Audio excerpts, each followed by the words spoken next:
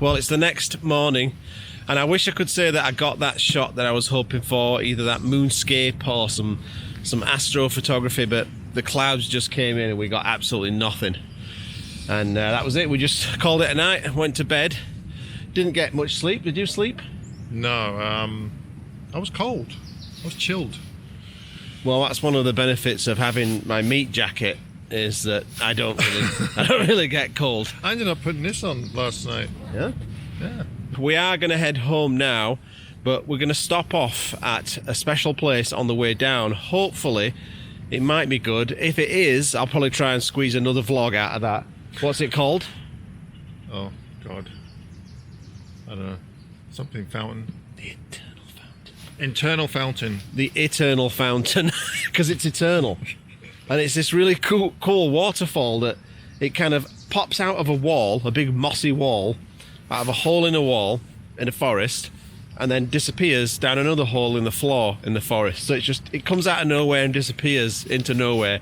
So it's called the eternal fountain. So it's a bit of a phenomenon. So hopefully there's a bit of water. The last time I was there, it was winter and there was loads of water. It was perfect, but I don't know where that water comes from, so it might not even exist today. But he's never seen it, so it's kind of on the way home. So we'll stop off, and if it is good, yeah, squeeze another vlog out of it. Have you packed up the tent? Ready to go. You still got to pack mine up, yeah? Yeah, there's still Adam's there. It's a bit slow. Once again, Amanda was showing off her muscles and insisted that we forge ahead and scout for bears.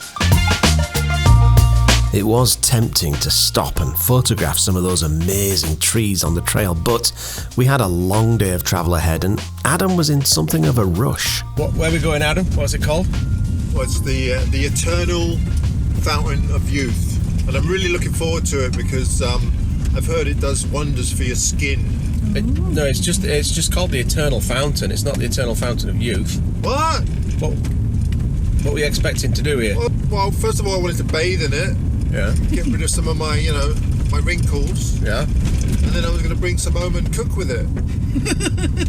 Maybe pasta. So it's not called it's not an eternal fountain of youth. No, it's just the eternal fountain.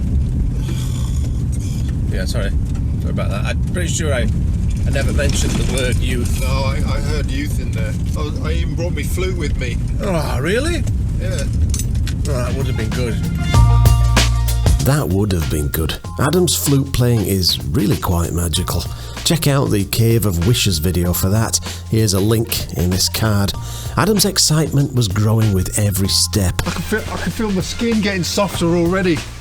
Maybe it would be the fountain of youth. Perhaps the Ancient One would no longer have a face like a well-chewed nipple, and we'd have to call him Nephew Grumpius. Oh God, no, that just don't sound right. Forget it. So after an absolutely exhausting, 30-second hike, but still a 5-hour drive, we're finally here at the Eternal Fountain. And it's a beautiful spot, which features that karst landform that I mentioned probably in my last video. And as beautiful as it is, it's not somewhere that I would drive 5 hours from home just to shoot. But because we were in the area up at San Josef, it made sense to just kind of stop off. And Adam's never seen this before. What do you think, Adam? Lovely. It is lovely, isn't it? It is lovely. And I don't know why it's called the Eternal Fountain and not the Fountain of Youth, I have to add. I don't know, I'm guessing it's called Eternal because the water comes out and then disappears in what looks like an eternal loop, like a tape loop. It comes in, it goes out, and it kind of, the river flows back in the same direction that the waterfall is coming from. So that's my guess as why it's called the Eternal Fountain. What I love about it though, again, just like that last video that I did on a waterfall, it's the things that are around the waterfall that I love. And in this case, kind of like Karst Creek Falls, it's these roots. It's just such a shame that they built this bridge where they built it because it kind of obscures the perfect compositions, but you work with what you've got, right? And of course all of these mossy rocks. Now right now we've got this sun blasting into this canyon, And it's nice where it hits, like I like it there, hitting all these mossy shapes, but the main subject, which is the waterfall, is kind of in shade. We could make it work easily with a bit of dodging and burning and some manipulation of the dynamic range, but I think we're both kind of waiting for the sun to bugger off so we can get a nice overcast, easy to control shot. But I mean, there's still shots that we can get even if it stays sunny. It's just some of these bright hot spots are a little bit of a problem, a little bit challenging. But the shot that I think I'll try and get is from pretty much round about here, shooting diagonally, trying to exclude this ugly timber work. Well, I don't want to call it ugly. Someone did a good job on that. I just wish it wasn't here and maybe over there somewhere.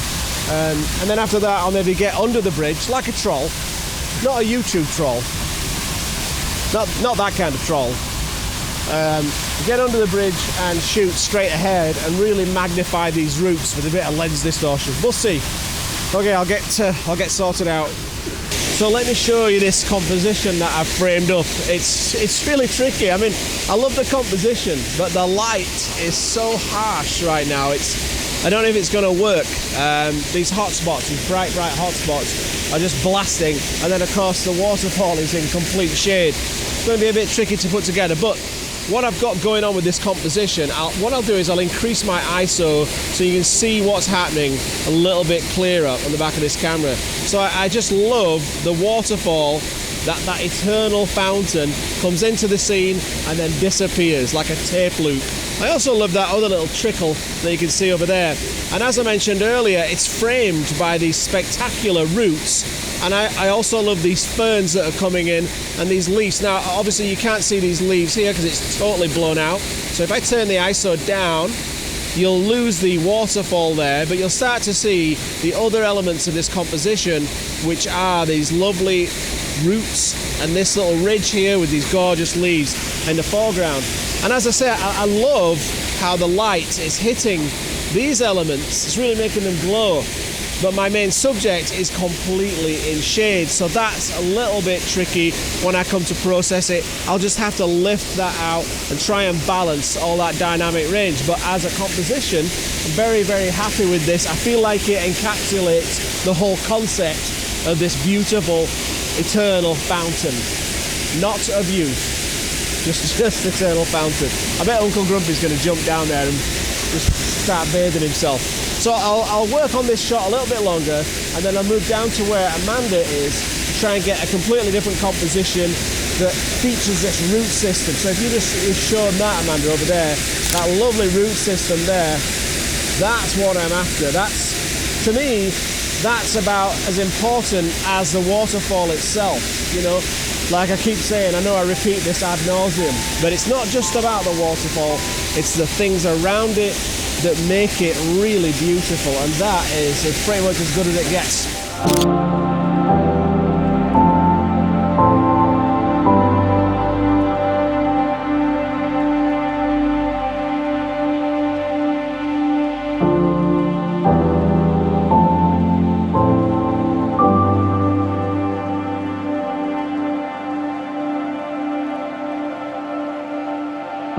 It really is a magical place. And as tricky as it was working with that dynamic light, I was quite happy with how this first shot turned out. Now, I rarely settle for the first image that I create, so I got as comfy as I could get in such a precarious position and set up for my next shot. So, I don't know if you can see it from this angle, but right where I am here, and it's too difficult for me to get the camera on the back of this. In fact, let me just show you this. I'll just show you this composition. Hopefully that's focusing. Right from where I'm sitting right here, there's a shaft of light that's hitting the spray that's coming up from the falls. It kind of almost looks like I've got some smudge on my lens, but it's actually a ray of light. As you can see, it's faded away now, it's disappeared, and now it's coming back as the light hits all of those water particles in the air. So I'm trying to capture this particular moment, but it's a little bit tricky to show you on the back of the camera. And what I'm thinking of doing is I might actually do a vertical panorama. So what I might do, I'll just loosen this off. So I might start up here and then go down to this shot and then down to this one here, because I do like all this foreground that you can see, especially that coming in from the left. It's going to be a little bit tricky though, because the light's moving so rapidly, it's ever changing, so I'll have to make it quite quick. I might even switch on auto exposure bracketing, but I really love, I know I was complaining earlier about these hot spots and this bright sunlight, but at the moment it's making everything glow. All of these surfaces are just popping out of the frame, and I do like that. And when you've got two waterfalls converging, a roof system and green moss everywhere, you can't go wrong. This is paradise for me. Again, I know I say this a lot, but this is why I live on Vancouver Island, because there's so much of this stuff. I'm totally spoiled for choice. So I'll try and do this panorama right now, and then if it turns out to be any good, I'll show you the shot. Better be bloody good now.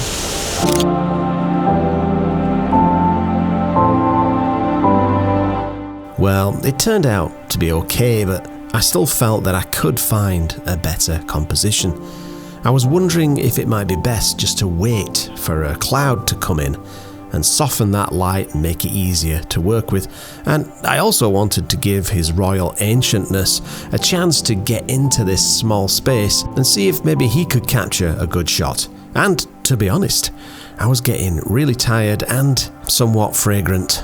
Okay, I think I've hogged this spot up. I'm going to go up there and see what Uncle Grumpy's doing. Oh, my bum's gone numb. I'm a bridge troll. Limbo. Right. I think it's time to go home. 2 days on the road. I need a bath.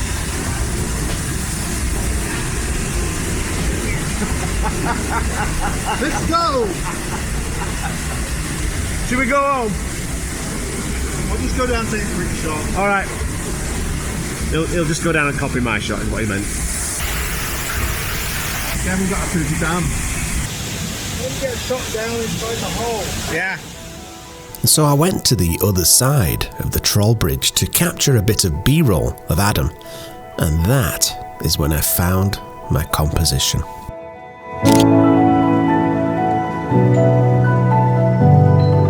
As you can see, I had to crop out the bridge, but I really like that it's almost like a 4x2 pano, and I love how the tiny little waterfall is framed by the roots on the left and that warm looking soil in the foreground. Oh, and as for this being the smallest waterfall in the world, well, that was just clickbait, and you knew it.